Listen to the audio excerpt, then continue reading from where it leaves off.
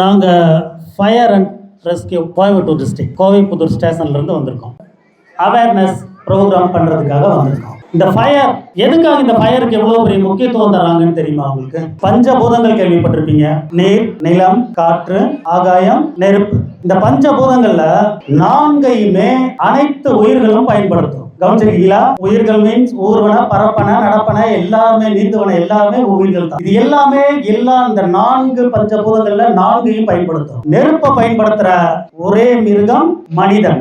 மனிதன் மட்டும்தான் நெருப்பை பயன்படுத்துறான். வேற எந்த மிருகங்களும் நெருப்பை பயன்படுத்துறது இல்லை. அந்த காலத்துல பல்லாயிரம் ஆண்டுகளுக்கு முன்னால மனிதன் மிருகம் எல்லாமே ஒன்னா காட்டுல வாழ்ந்துட்டு இருக்கும் போது நெருப்பை பார்த்து மனுஷனும் பயந்துதான் ஓடுனான். மிருகத்தோட மிருகமா என்னைக்கு அந்த நெருப்பை எதிர்த்து ஃபைட் பண்ணி தான் கண்ட்ரோல்குள்ள கொண்டு வந்தானோ அதுக்கப்புறம் தான் மனிதர்களுக்கும் மிருகத்துக்குமான வேற்றுமையை உருவாச்சு. புரிஞ்சா?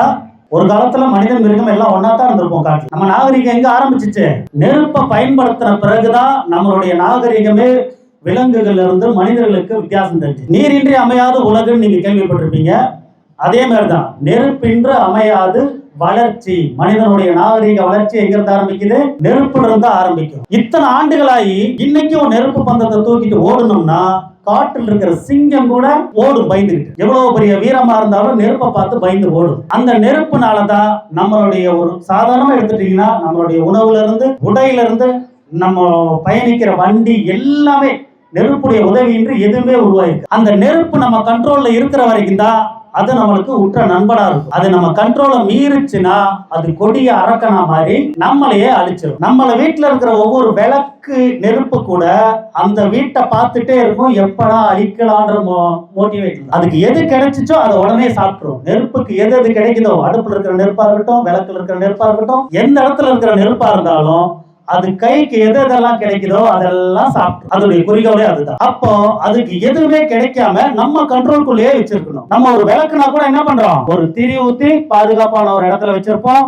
இல்லைன்னா அதை சுத்தி ஒரு கண்ணாடி குழாய் மாதிரி மூடி வச்சிருப்போம். மேல காத்து போற மாதிரி எல்லாமே நெருப்ப பாதுகாப்போட தான் வைப்போம். அந்த பாதுகாப்புகளை மீறி வெளியே போகும்போது தான் தீ விபத்துகள் உருவாகுது. நம்மளுடைய வேலை என்ன? நெருப்பு நம்ம கண்ட்ரோல்ல இருந்து கையை விட்டு போகும்போது அதை கையை விட்டு போகாம நம்ம பாதுகாக்கிறதா நம்முடைய மேட்டர். எந்த ஒரு ஃபயருமே எடுத்ததுமே பெருசா எரிஞ்சிடாது. நீங்க பேப்பர்ல எல்லாம் படிச்சிருக்கீங்களா? பலமாடி கட்டிடங்கள் தீப்பிடித்து எரிந்தது, கப்பல் தீப்பிடித்து எரிந்தது, பஸ் தீப்பிடித்து எரிந்தது, பல்லாயிரக்கணக்கான குடிசைகள் தீப்பிடிச்சு எரிஞ்சதெல்லாம். இதெல்லாம் எடுத்தது எப்படி உருவாயிருக்கும்? ஒரு தீக்குச்சி அளவிலான நெருப்புலதான் எல்லா ஃபயரும் உருவாகும். அதை நம்ம கண்டுக்காத போது, அணைக்காம விடும் பொழுதுதான் அது பரவி பரவி பெருசா உருவாகும். அப்ப நம்மளுடைய வேலை என்ன?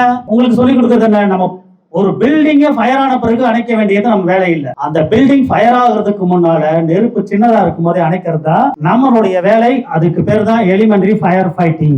எலிமெண்டரி சின்ன குழந்தைங்க மாதிரி தான் அந்த ஃபயர். சின்ன குழந்தையா இருக்கும் போதே 5 வளைச்சிடணும்.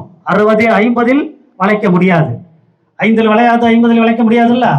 அந்த மாதிரி தான் ஃபயரும் 5லயே வளைக்கணும். அப்ப சின்னதா இருக்கும்போது நம்ம கண்ட்ரோல்குள்ள கொண்டாடலாம். ஒவ்வொரு தனி மனுஷங்களும் என்ன பண்ணலாம்? சின்ன ஃபயரை நம்மளால கண்ட்ரோல் பண்ண முடியும். அந்த சின்ன ஃபயர் எப்படி கண்ட்ரோல் பண்றது, அதனுடைய வேரியேஷன் எப்படி தெரிஞ்சுக்கிறத பத்தி தான் உங்களுக்கு சொல்றேன். இப்ப ஃபயரை பத்தி தெரிஞ்சுக்கிட்டீங்கன்னா, ஒரு ஃபயர் உருவாகிறதுக்கு பொருள் வேணும். ஒரு கட்டையோ பேப்பரோ ஏதோ ஒரு பொருள் இருந்தாதான் ஃபயர் உருவாகும். அந்த பொருள் மட்டும் இருந்தா ஃபயர் உருவாயிருமானா உருவாகாது. தேவையான அளவு ஹீட் வேணும். அதுக்கான ஹீட் இருந்தாதான் அந்த ஃபயர் உருவாகும். இப்போ ஒரு பொருளும் ஹீட் மட்டும் இருந்தா உருவாகுமானா அப்பயும் உருவாகாது. மூணாவதா அதுக்கு ஆக்சிஜன் தேவைப்படும். அப்போ ஒரு பொருள், ஹீட், ஆக்சிஜன் மூணும் சேர்ந்து ஒரு ட்ரையாங்கிள்ல சேர்ந்த கலவை தான் ஃபயர். இந்த ஃபயரை புட் அவுட் பண்றதுக்கு வேர்ல்டு ஃபுல்லா என்ன மெத்தட் பயன்படுத்துறாங்கன்னா, இந்த 3 மூல ஒரு பொருளை அப்புறப்படுத்துறாங்க. பொருள், ஹீட், காற்று. இந்த 3ல ஒன்ன கட் பண்ணோம்னா ஃபயர் ஆட்டோமேட்டிக்கா கட் ஆகும். உதாரணத்துக்கு சொல்லணும்னா, இங்க நிறைய கட்டைங்க இருக்குன்னு வச்சுக்கோங்க. அந்த கட்டையில ஒரு இடம் ஃபயர் ஆயிடுச்சுன்னா, நான் சொன்ன ஃபர்ஸ்ட் மெத்தட் எரிபொருளை அப்புறப்படுத்துதுன்னா, அது சுத்தி இருக்கிற எல்லா பொருட்களையும் நம்ம எடுத்துட்டோம்னா அந்த ஃபயர் அந்த இடத்துல எரிஞ்சு அப்படியே கட் ஆகும். இது ஒரு மெத்தட். செகண்ட், கூலிங் மெத்தட், அதாவது வெப்பத்தை கட்டுப்படுத்துதல். பிக்ஸடா இருக்கு, அதை எடுக்க முடியாதுன்றப்ப என்ன பண்ணணும்? அடுத்த வேலை கூலிங் மெத்தட். கூலிங் மெத்தடுக்கு என்ன பண்ணலாம்? தண்ணி ஊத்தலாம். நான் பேசுற மேட்டர் வந்துட்டு சப்ஜெக்ட் கிடையாது. அப்போ செகண்ட் என்ன பண்றோம்? Cooling method. கூலிங் மெத்தடுக்கு என்ன பண்றோம்? ஈஸியா கிடைக்கிறதுக்கு தண்ணி, வாட்டர் ஊத்தி அணைக்கலாம். எரிபொருளை அப்புறப்படுத்த முடிஞ்சால் அப்புறப்படுத்தி ஃபயரை கட் பண்ணலாம். இல்லனா கூலிங் மெத்தட்ல தண்ணியை ஊத்தி அணைக்கலாம். அந்த இடத்துல அப்புறப்படுத்தவும் முடியல, தண்ணியும் இல்ல, தண்ணி ஊத்த முடியாத ஃபயர் அப்படின்னு இருக்கா? இருக்கு. அப்ப நம்ம என்ன பண்றோம்?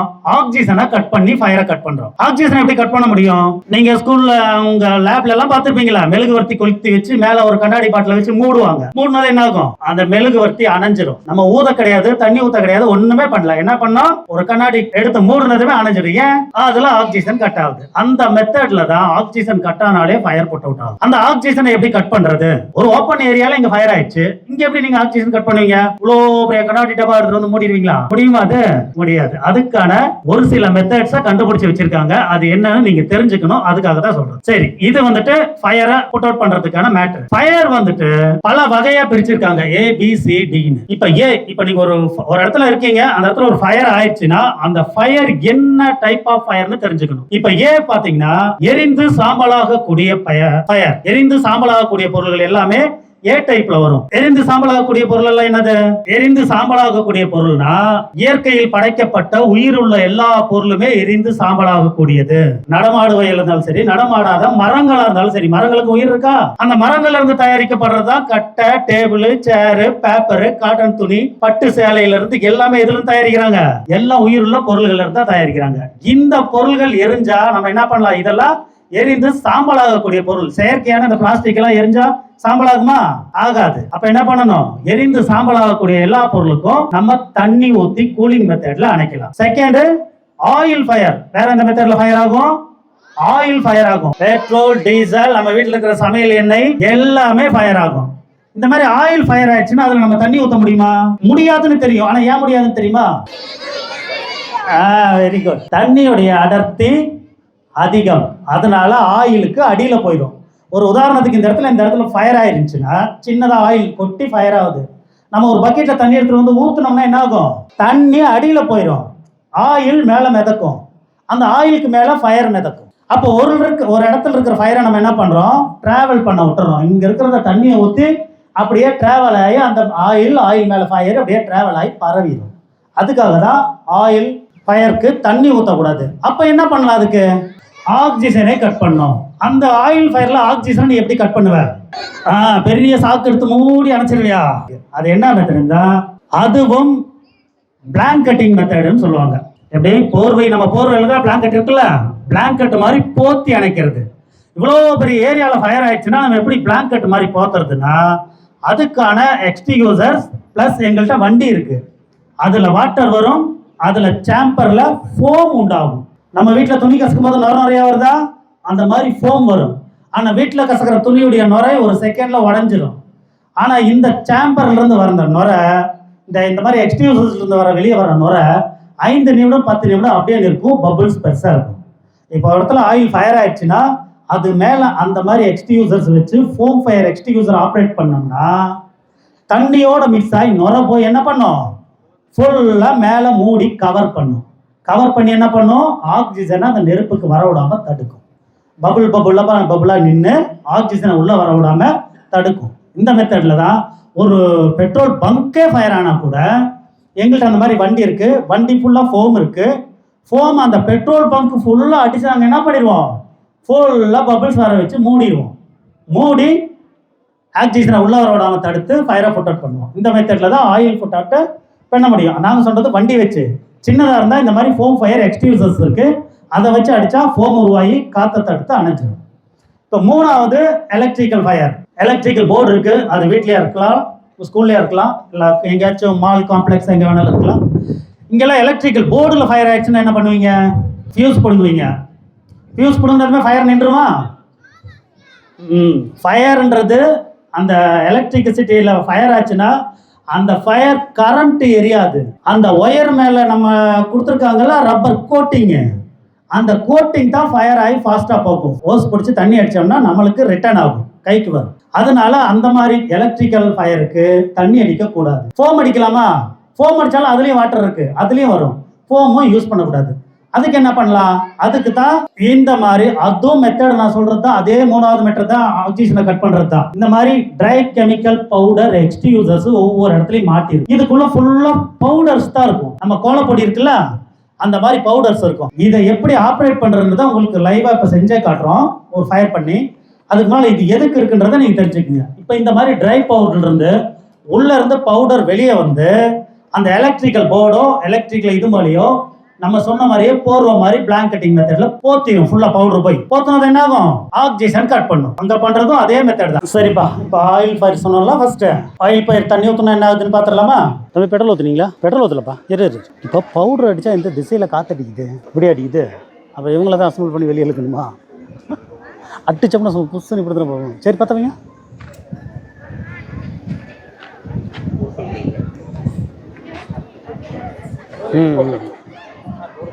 சரி ஓகே. இப்போ ஆயில் ஃபயர் ஆயிடுச்சு. உங்க வீட்டில் சமையல் பண்ற பாத்திரத்தில் இருந்தாலும் சரி, நீங்க பார்க்குற இடத்துல இருந்தாலும் சரி, ஃபயர் ஆனது தண்ணி ஊற்றினா என்ன ஆகுது பார்த்தீங்களா? எக்ஸ்டர்ன் ஆகிட்டே இருக்கும். அப்போ என்ன பண்றோம்? கூலிங் மெத்தட் பண்ண முடியாது, எரிபொருள் அப்புறப்படுத்த முடியாது. மூணாவது ஆக்சிஜனை கட் பண்றோம். ஆக்சிஜனை கட் பண்றதுக்கு இந்த மாதிரி வீட்டில் சாக்கோ இல்லை பெட்ஷீட்டோ ஏதாச்சும் இருந்தா அதை தண்ணியில நினைச்சுக்கணும். ஏன் தண்ணியில் நினைச்சுக்கணும் தெரியுமா? சாக்குல ஹோல்ஸ் இருக்கும்.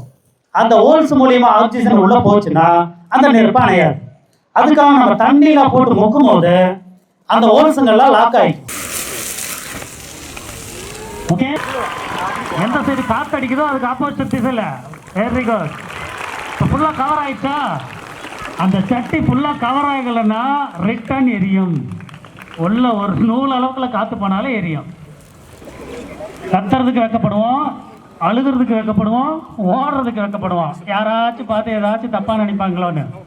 ஆனால் ஆபத்து காலத்தில் இது மூணையும் நம்ம பண்ணினா தான் நம்மளுக்கான உதவிகள் கிடைக்கும். போடுமா? Okay done, very good very good very good. என்ன கழட்டி? ஓகே,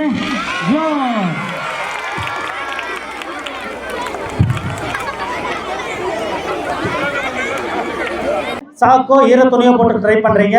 ஆயில் ஃபயர் இருந்தால் அதையும் தாண்டி கை மீறி கொஞ்சம் அதிகமாக போகும்போது அந்த இடத்துல எக்ஸ்டியூசர்ஸ் இருந்தால் அதை ஃபைட் பண்ணி ஃபயர் ஃபைட்டிங் பண்ணுறீங்க. அப்பையும் அணையாம அதை விட பெருசாகிடுச்சுன்னா அந்த இடத்துல இருந்து நீங்கள் வெளியே வந்துடுறீங்க. எந்த இடமா இருந்தாலும் முதல்ல வெளியே வந்துடுறீங்க. அடுத்து என்ன பண்ணோம்? ஃபயர் சர்வீஸ்க்கு ஃபோன் பண்ணோம். ஃபயர் சர்வீஸ்க்கு ஃபோன் பண்ணோம்னா நம்பர் தெரியுமா எல்லாத்துக்கும்? Very good. ஒரு சின்ன குரல் கேட்டுச்சு பாரு, 101 101 அல்லது 112.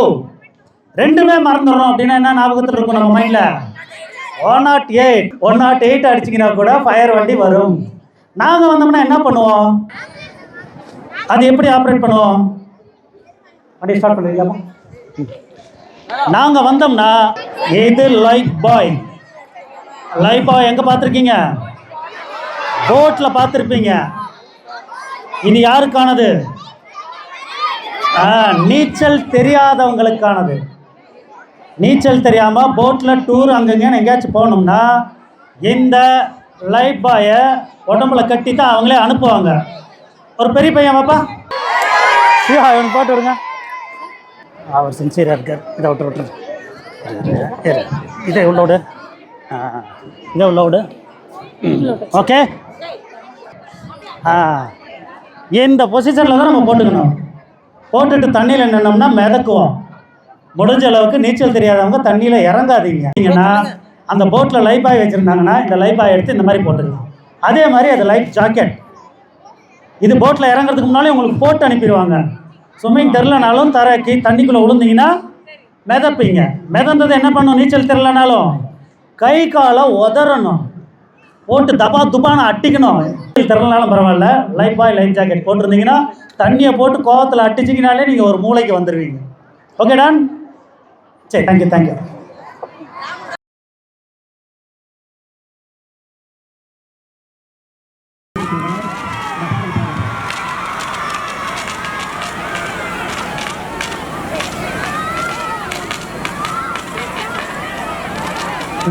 அங்கேயும் உட்காருங்க. இங்கே பாருங்க, எல்லா இடத்துல தெரியும். இதை பார்த்து அவ்வளோதான். இங்கே போக வேணாம். தண்ணியோட போட்டு இங்கிருந்து தெரியும். ஓகே ஓகே ஓகே, அவ்வளோதான். உங்களுக்கு இன்னொரு விஷயம் நான் சொல்லுங்க.